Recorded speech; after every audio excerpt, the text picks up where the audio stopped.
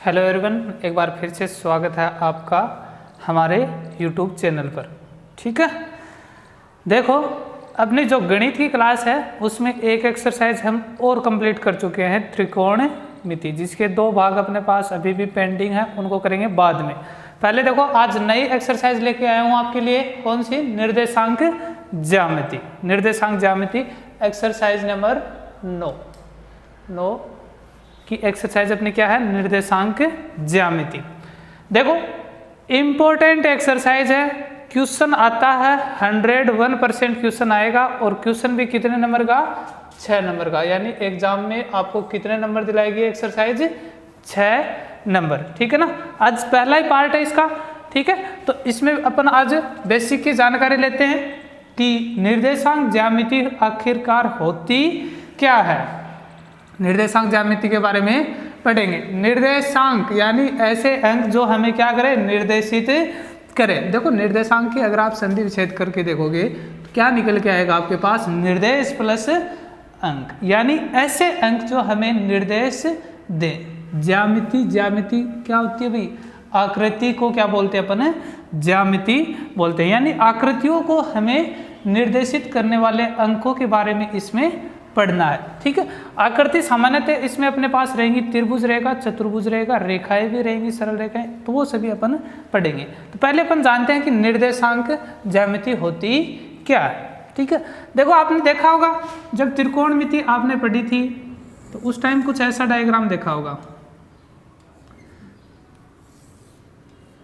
ठीक है, देखा होगा। देखो इसको बोलते हैं एक्स एक्स, क्या बोलते हैं? X x. ठीक है, और इधर वाले को बोलते हैं एक्स डैश एक्स, क्या बोलते हैं? X dash x. ये होता है आपका वाई एक्स। ठीक है, और ये होता है वाई डैश एक्स।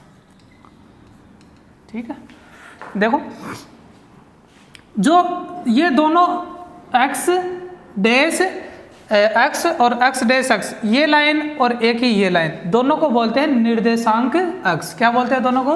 निर्देशांक अक्ष। एक बात अपने पास निकल के आई है, निर्देशांक अक्ष क्या होते हैं। तो देखो यहाँ से आप ये भी बोल सकते हो कि दो सरल रेखाएं, सरल रेखाएं तो हैं दोनों ही। ठीक है, दो सरल रेखाएं समतल पर स्थित हो और दोनों एक दूसरे को किसी बिंदु O पर काटे, किसी बिंदु O पर काटे, और काटे भी कैसे? लंबवत। कैसे काटे? लंबवत। ये 90 डिग्री का कोण, ये भी 90 का, ये भी 90 का, और ये भी 90 का। ठीक है, तो समतल में स्थित ऐसी दो सरल रेखाएं जो एक दूसरे को बिंदु O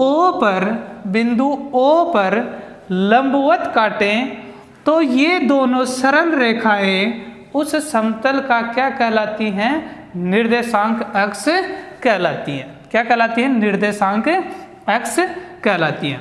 ठीक है, और जो बिंदु O होता है उसके निर्देशांक यानी उसको निर्देशित करने वाले अंक हमेशा क्या रहते हैं? 0 0। यानी बिंदु O को प्रदर्शित करने वाले बिंदु O को प्रदर्शित करने वाले निर्देशांक क्या होते हैं? 0,0। निर्देशांक के बारे में अपन पढ़ेंगे। ठीक है, तो बिंदु O हो गया। O क्या है? जब दो समतल में दो रेखाएं एक दूसरे को लंबवत प्रतिच्छेद करें तो जो बिंदु पे काटेंगे उसको क्या बोलेंगे? बिंदु O बोलेंगे, और उसके निर्देशांक क्या होंगे? 0 0 होंगे। ठीक है, पहली बात होगी। दूसरी देखना, इधर जो मान होते हैं, अब ये इसको मूल बिंदु भी बोलते हैं। इसको क्या बोलते हैं? मूल बिंदु। क्या बोलते हैं? मूल बिंदु। ठीक है, क्या बोलते हैं? मूल बिंदु भी इसको बोलते हैं। अब मूल बिंदु के ये कौन सी तरफ? दाईं तरफ कैसे मान होंगे? धनात्मक। कैसे होंगे? धनात्मक, पॉजिटिव मान होंगे। ठीक है, और जो मूल बिंदु है इसके बाईं तरफ कैसे होंगे? नेगेटिव मान होंगे, ऋणात्मक मान होंगे, ठीक है, ऋणात्मक, ऋणात्मक, और ये धनात्मक, कैसे होंगे, धनात्मक मान होते हैं। ये चीज़ें समझना जरूरी है। हमें निर्देशांक देगा रखेंगे कैसे, अगर ये चीज़ नहीं पता तो अपन नहीं रख सकते, ठीक है। अब ऊपर की तरफ, जो ऊपर की तरफ है, तो यहाँ पर भी कैसे रहेंगे, पॉजिटिव, धनात्मक, धनात्मक रहेंगे, ठीक है। और नीचे की तरफ मूल बिंदु की बात कर रहा हूँ मैं, मूल बिंदु के ऊपर नीचे दाएं बाएं, नीचे की तरफ ऋणात्मक, नेगेटिव, ठीक है, ऋणात्मक मान रहेंगे, ठीक है। अब देखना जो निर्देशांक होता है, ये तो होगी बात इनके अक्षों की, कि अक्षों को दो भागों में बांट दिया। देखो अक्ष अक्ष है, इसको भी दो भागों में बांट दिया। एक तो अपने पास क्या आ गया, देखो एक्स ओ एक्स डैश, और दूसरा देखो एक्स ओ एक्स डैश, ठीक है, कैपिटल से भी लिख सकते हो, स्मॉल से भी, ठीक है। एक तो ये आ गया, तथा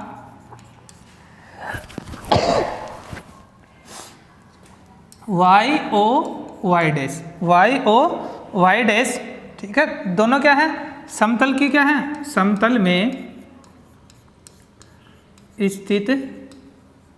स्थित सरल रेखा, क्या है, सरल रेखाएं हैं जो एक दूसरे को बिंदु O पर लंबवत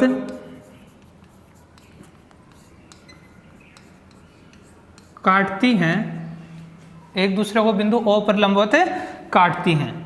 ये रेखाएं समतल के निर्देशांक क्या कहलाते हैं, निर्देशांक अक्ष कहलाते हैं, ठीक है। तो ये अपने पास डेफिनेशन निकल के आ गई निर्देशांक अक्षों की, ठीक है। तो ये डेफिनेशन आ गई। अब देखना निर्देशांक की बात करते हैं, निर्देशांक डेफिनेशन हो गई। अब अकेला निर्देशांक देखना एक्स वाई, इस रूप में अपने पास क्या होता है, निर्देशांक होता है। छोटे कोष्टक में लिखते हैं, छोटे कोष्टक में लिखा जाता है, ठीक है। छोटे कोष्टक में लिख रखा है, पहले क्या लिख रखा, x का मान, पहले x का मान तथा बाद में y का मान लिखा जाता है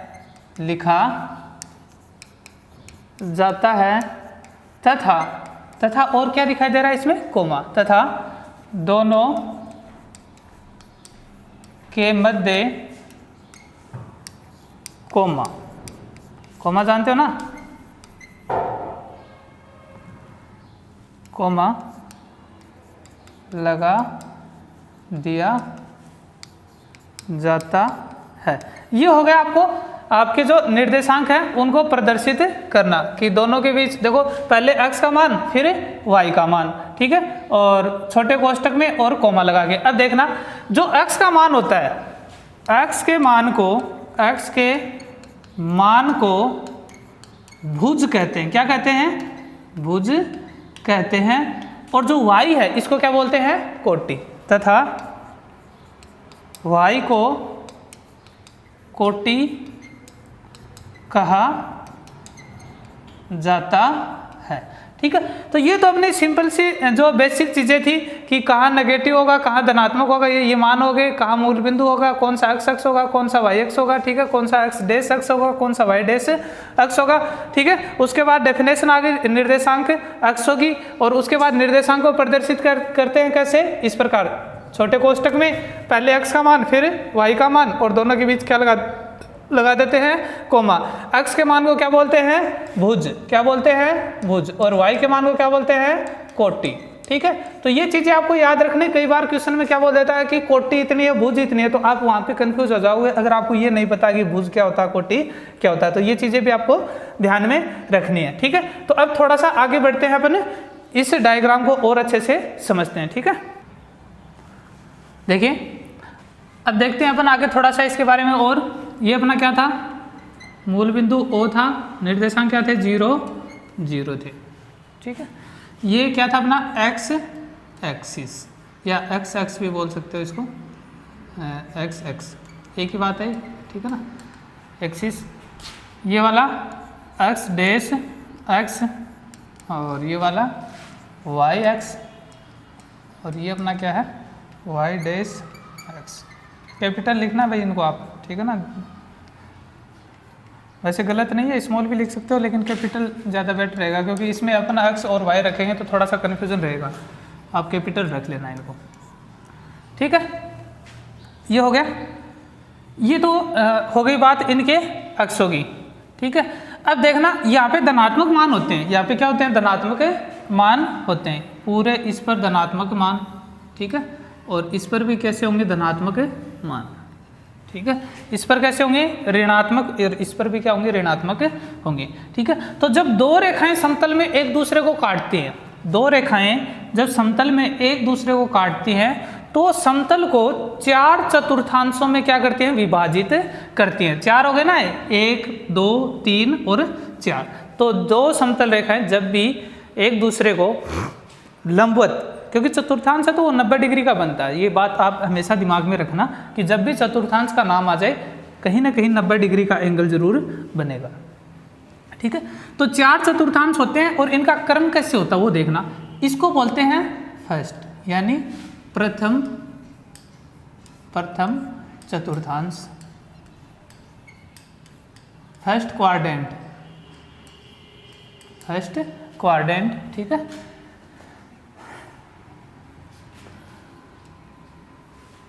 ये है दूसरा। इनका क्रम ये होता है, कई बार क्या करते हैं फर्स्ट सेकंड थर्ड ऐसे कर देते हैं, फोर्थ। ये अपने पास कैसे रहेगा, फर्स्ट ये, सेकंड ये, थर्ड ये, फोर्थ ये, ठीक है। इसको बोलते हैं द्वितीय चतुर्थांश।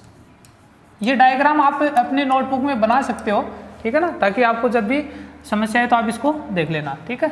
ये है अपना थर्ड, तृतीय चतुर्थांश, इंग्लिश में इनको बोलते हैं क्वाड्रेंट, ठीक है। ये है अपने पास चतुर्थ, तो चतुर्थ चतुर्थांश, ठीक है। ये हो गए अपने 4। अब यहाँ से देखना x का मान, अब यहाँ पे देखो अगर आप 1 2 3 4 5 जितने भी नंबर लोगे सब इस पे क्या रहेंगे, धनात्मक रहेंगे, और इस पर धनात्मक इस पे रहेंगे। और पहले देखो इसको x को लिखेंगे और फिर y को, और दोनों के बीच में क्या लगा देंगे, कोमा।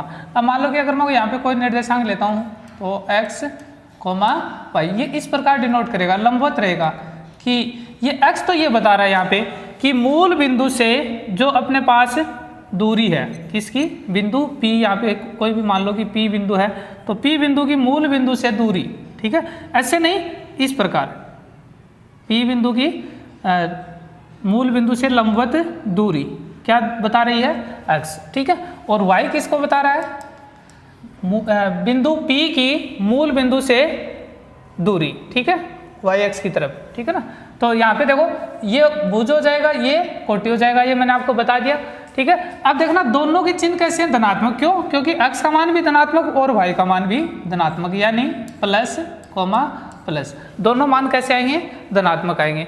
और दूसरी बात, अब देखो जब धनात्मक ही आएंगे इसके अंदर तो अपने पास कोई भी मान ऋणात्मक नहीं होगा। इसका मतलब x का मान भी 0 से बड़ा होगा और y का मान भी 0 से बड़ा।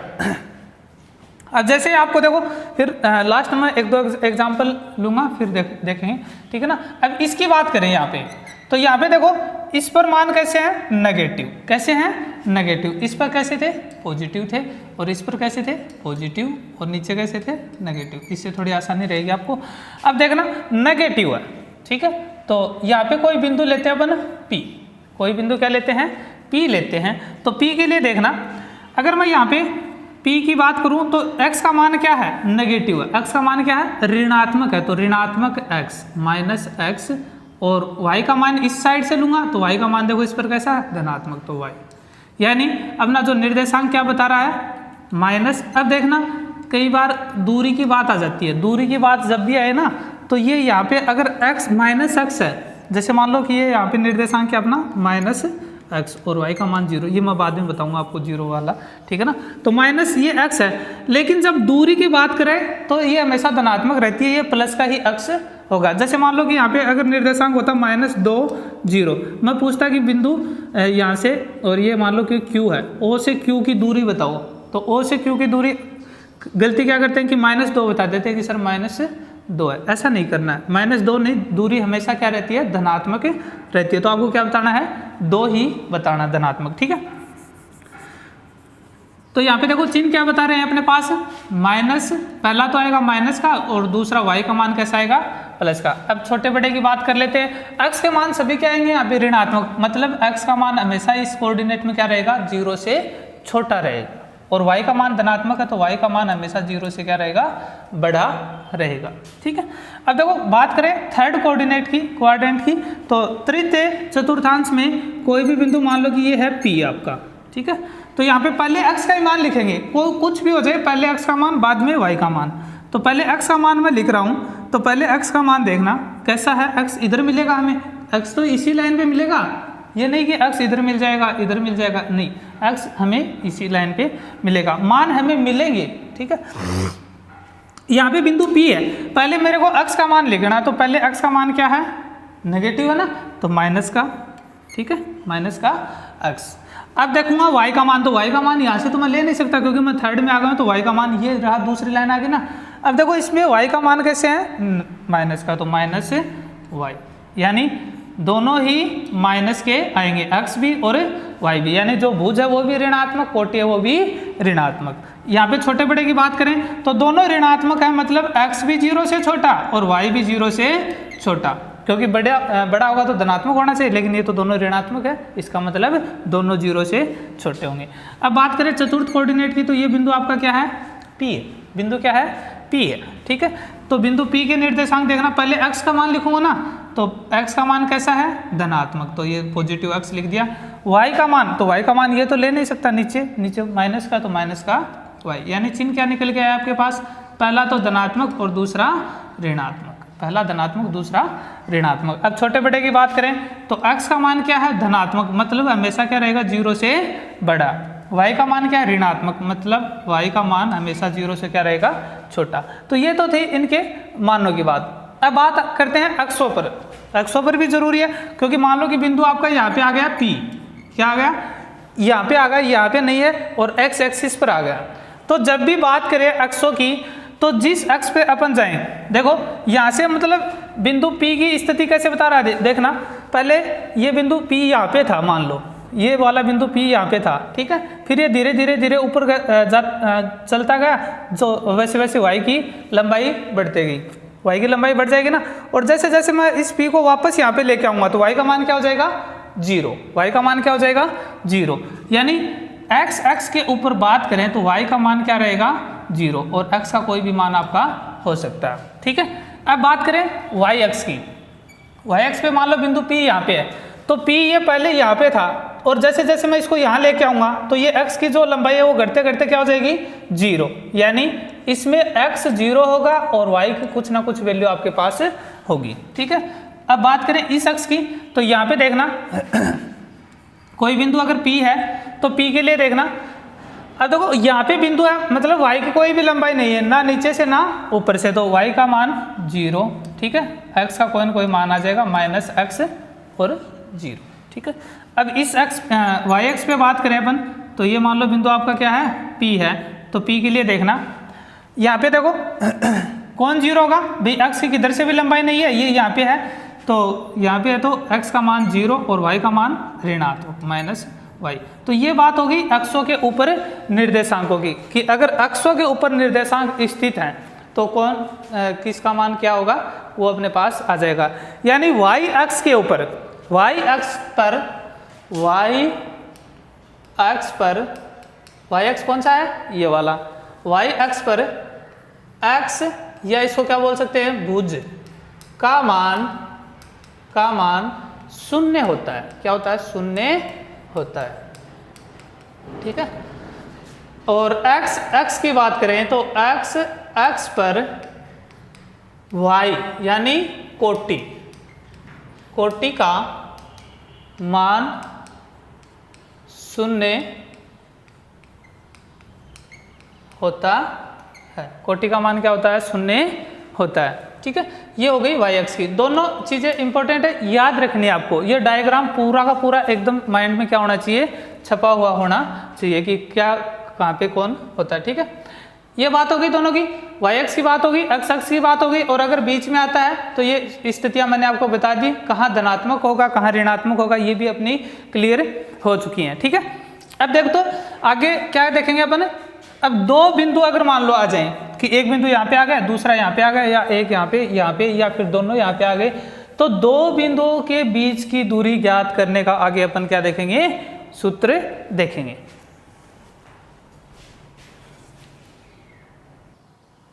देखिए आगे देखते हैं। दो बिंदुओं के बीच की दूरी ज्ञात करना। दो बिंदुओं के बीच की दूरी ज्ञात करना, ठीक है। तो देखो मान लेते हैं यहाँ पे देखो कि यहाँ पे कोई दो बिंदु स्थित हैं। एक तो बिंदु ये है और दूसरा ये है, पहला P और दूसरा Q, ठीक है। P के निर्देशांक मान लो आपके पास हैं x1 और y1, x1 और y1, और Q के निर्देशांक मान लो आपके पास है x2 और y2 और y2। इन दोनों के बीच की दूरी ज्ञात करनी है, यानी PQ के बीच की दूरी ज्ञात करनी है, या PQ की लंबाई भी आप इसको बोल सकते हो, ठीक है। ये आपके पास है x एक्सिस, ठीक है, और ये आपके पास y एक्सिस, ठीक है। ये बिंदु O हो गया आपका मूल बिंदु, जिसके निर्देशांक क्या है 0 0, ठीक है। इतना हो गया।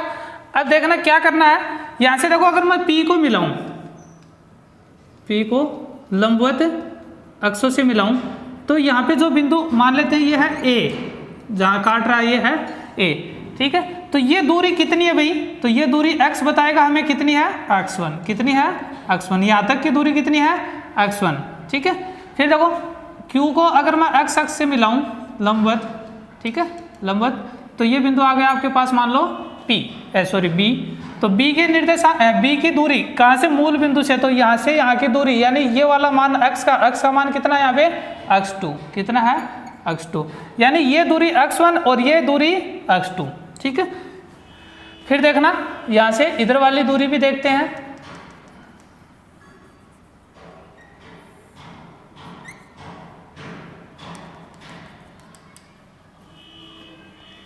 ठीक है। अब ये बिंदु मान लो आपके पास है C और ये है D, C और D, ठीक है।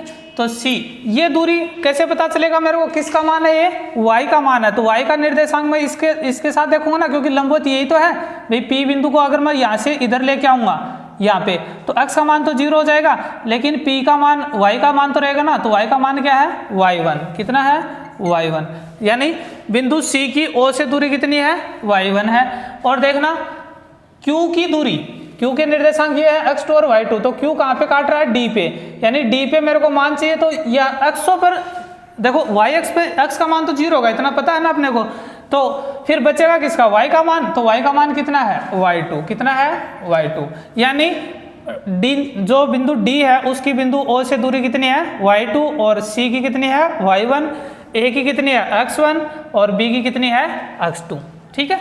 अब यहाँ से देखना थोड़ा सा मैं इसको ऐसे मिला देता हूँ, यहाँ से लंबवत आगे बढ़ा देता हूँ, बढ़ा दिया, ठीक है, और इसको मिला देता हूँ, लंबवत है ये, ठीक है, दोनों भी एक दूसरे के लंबवत है, तो ये कितने डिग्री का कोण बन जाएगा 90 डिग्री का, ठीक है।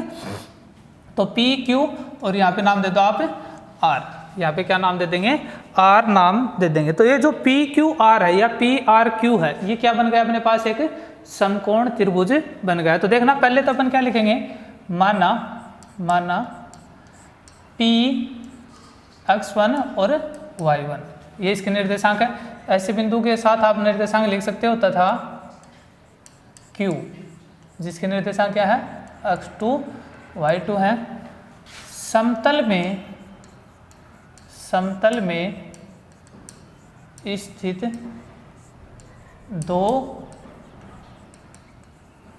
बिंदु है, दो बिंदु ये क्या है, समतल में स्थित है। ठीक है, अब देखना यहां से जो मान निकाले हैं ओ ए का मान कितना आपके पास, ओ ए का मान x1, भाई ओ ए की लंबाई है तो कितनी है x1, और ओ बी की लंबाई कितनी है x2, ओ बी बराबर x2।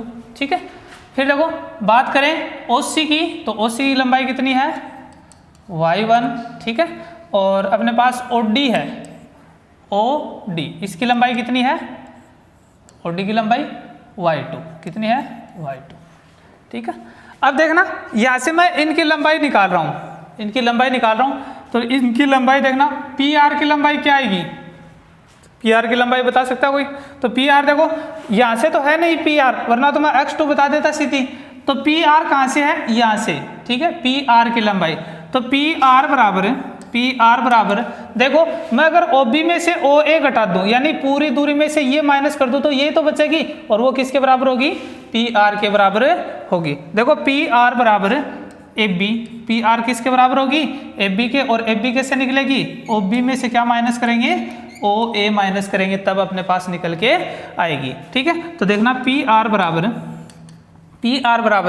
AB, ठीक है, और AB का मान कैसे, OB का मान कितना आपके पास, ये रहा OB का मान x2। ठीक है, माइनस OA का मान कितना है x1, रख दिए दोनों मान, ये PR का मान अपने पास निकल कर आ गया। इसी प्रकार अपन किसका मान निकालेंगे, RQ का मान निकालेंगे, जो RQ है इसका। ठीक है, अब RQ का कैसे निकालें, तो देखो अगर पूरी दूरी मेरे पास हो और उसमें से मैं ये दूरी माइनस कर दूं, तो कौन सी बचेगी, ये तो बचेगी, यानी देखो क्या निकालेंगे, RQ बराबर, देखना RQ कैसे निकल के आएगी, RQ किसके बराबर होगी, RQ किसके बराबर होगी, CD के, किसके बराबर होगी, CD के। देखो ये इसी के तो बराबर होगी, इसके बराबर होगी ना, तो RQ किसके बराबर होगी, CD के। और जो CD वो कैसे निकालोगे, अगर मेरे पास OD है और उसमें से मैं OC घटा देता हूँ, तो क्या बचेगा, CD बचेगा। यानी OD है अगर आपके पास, तो उसमें से आप OC माइनस कर दो, OD पूरी थी, OC इसमें से माइनस कर दी, तो क्या बच गया,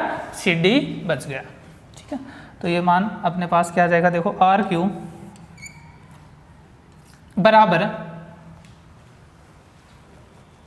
OD का मान कितना अपने पास है y2, कितना है y2, माइनस OC का मान कितना अपने पास है y1। ये दो मान आ गए अपने पास, एक तो किसका आ गया PR का, और एक किसका आ गया RQ का। अब बात करते हैं त्रिभुज पे चलते हैं, त्रिभुज कौन सा है, समकोण त्रिभुज। देखना PRQ एक समकोण त्रिभुज है।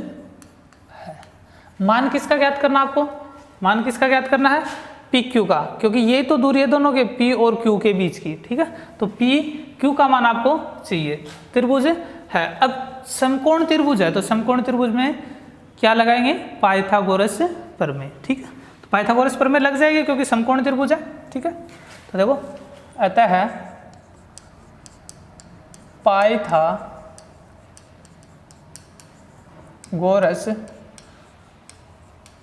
प्रमेय से, पाइथागोरस प्रमेय क्या होती है आपके पास, कर्ण स्क्वायर बराबर आधार स्क्वायर प्लस लंब स्क्वायर। अब देखो कर्ण आधार, मैंने बताया था कर्ण क्या होता है, 90 डिग्री के सामने वाली भुजा क्या होती है, कर्ण, यानी PQ आपका क्या है, कर्ण, PQ आपका क्या है, कर्ण। तो PQ स्क्वायर बराबर आधार का स्क्वायर, अब आधार चाहे आप इसको मानो, कोई चाहे इसको मानो, क्योंकि अपने पास क्या नहीं है, एंगल नहीं है दूसरा, 90 डिग्री के अलावा कोई भी एंगल नहीं है, तो कोई भी मान सकते हो। तो PR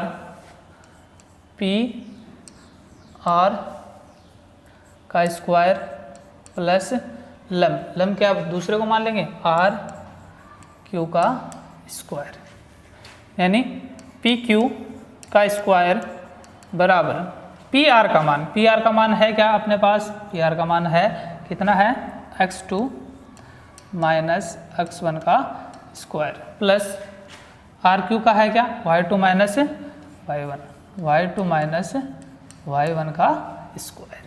हो गया इतना कम। अब यहाँ से देखो इसका स्क्वायर हटाएंगे, पी क्यू बराबर